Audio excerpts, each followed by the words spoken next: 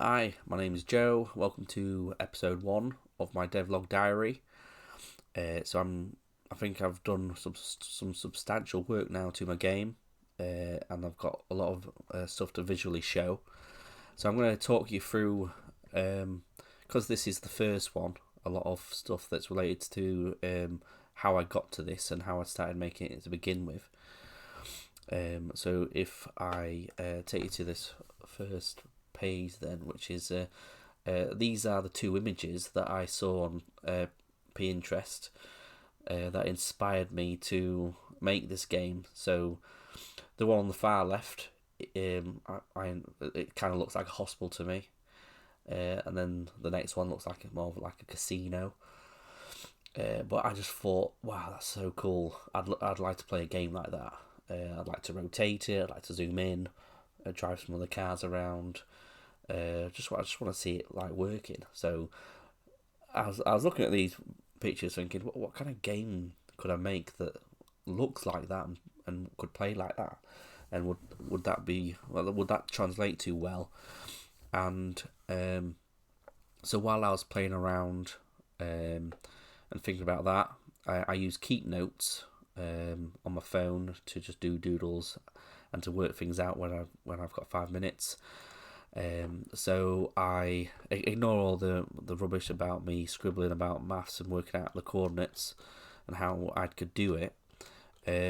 I just did a little drawing there of how the buildings might look in an isometric view. I think that would be quite cool, given a few colours. And then I was thinking, okay, well, so if the game is because I work for the NHS, so my local hospital, that's currently my day job. I was thinking, okay, well, how about the hospital is the centre of the game, and you are the coordinator of the ambulances, and you are in charge of the logistics of that.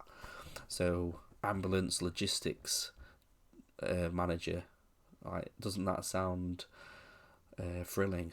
Like, are you immediately hooked? Like, oh my goodness, that's what I'd love to do. There's no game that's not a simulator yet. I'd love to do that, especially if it looked as sweet as this. Like, whoa.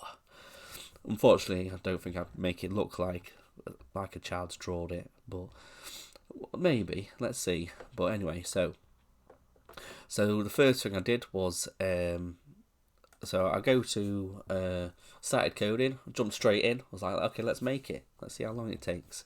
So first, the thing I did, because I'm working with web technologies, my engine, if you like, the thing I'm going to make the visuals in is called Canvas. It's a web component, a web element, and you can add it to code really easily. So type that code in, and you can add it to a web page. So once I'd added the Canvas property to my web page, I could then start drawing on it. So for those who aren't familiar with how the coordinate system works for the Canvas property, the left topmost coordinate is 0, 0. The top axis that goes from top left to top right is the x-axis, and that's that first digit. And then the second digit is the y-axis that goes from the top left to the bottom left. From there, I was able to create a function that would draw an isometric square. I'm very happy with how that looked. From there, I was able to draw ones next to that square, and then I had a scene floor. Because I knew what A, B, C, and D coordinates were, I knew that the higher, if you went up, let's just go back to that first one to demonstrate. That's a bit of a cleaner one.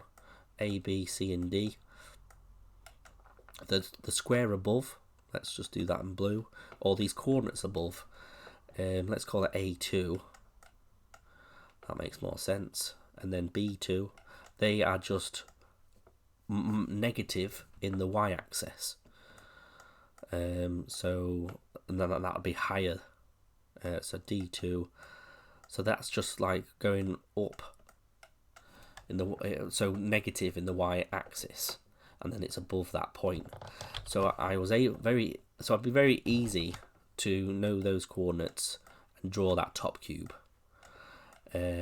Because those coordinates are very easy to work out, it was very easy to draw each pane. So I started with the back pane, so D, A2, D2. So that was that pane. If we did the back right pane, so A2 to A to B, B to B2, and A2. That would be that pane. And then I drew the front left pane, which I knew would be over. It would be visible over these. So if I drew it in that order, then great. So C to C, C to B, B to B2, and B2 to C2. That would be each pane drawn like this, and then I could just draw the roof because I knew all those coordinates already, and I had myself a cube. And brilliant. I was like, wow, that's looking quite good. The next thing I decided to add was zoom. So I added a control at the top, and so I could change the zoom dynamically, and I added a scene update. So whenever I changed that zoom, it updated the scene. I added like a game loop, you could call it, but whenever so it was always running, and it changed based on inputs. After that, what next I wanted to do, I wanted to be able to rotate that cube. So I added rotation, so I added another scroller, and called it rotate, and then was able to rotate that cube. And as you can see, there's a bit of a bug there. If I just pause that, you can see that the order that the panes are drawn, it always orders those assumed back to first. That meant that the front two, which are drawn last, when it was facing away, it still drew it in that order, but it just looked weird. It was like, it kind of looks like it's see-through sometimes, but it's actually drawing the panes in the wrong order. So I fixed that, and made it so it only drew the panes that it could actually see.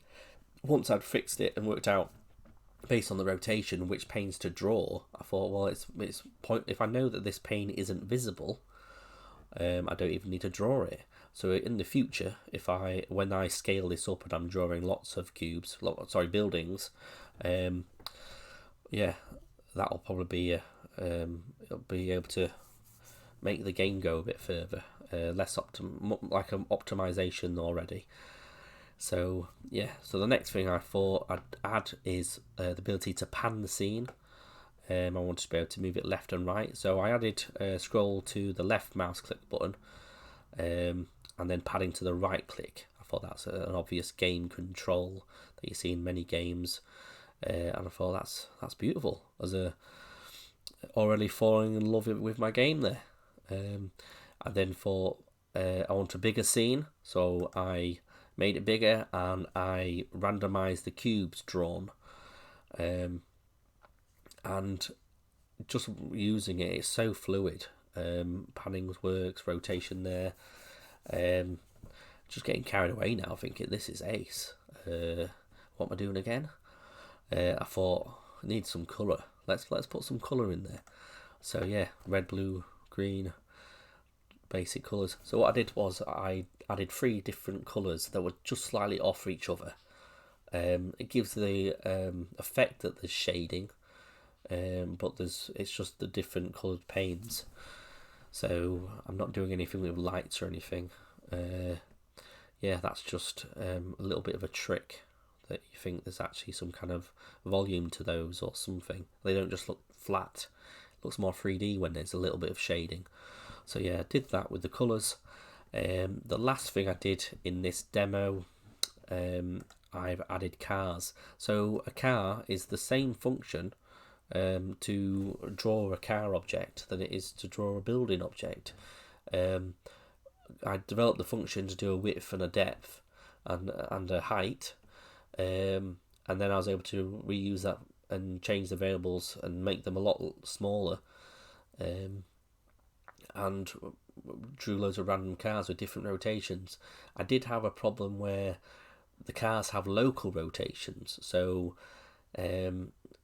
when I worked out the panes to draw, it was drawing the back pane. Sometimes the car was fully rotated and it was drawing its back panes first.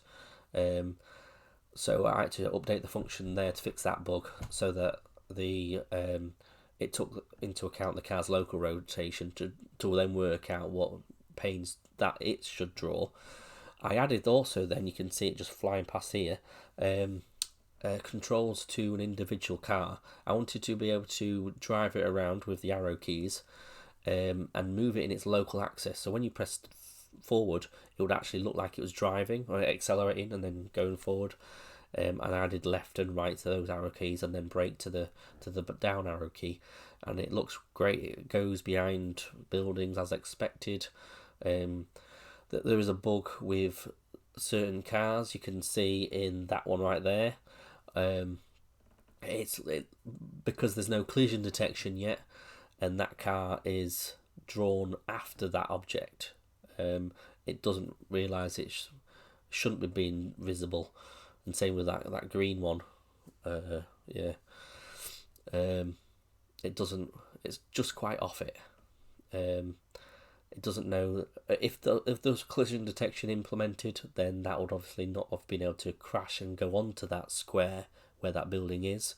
So that won't be a bug for that I need to fix, because adding collision detection will tidy that up. Yeah, and so that's it. That's where I'm up to at the minute. Thanks for watching. Hope you enjoyed that progress update.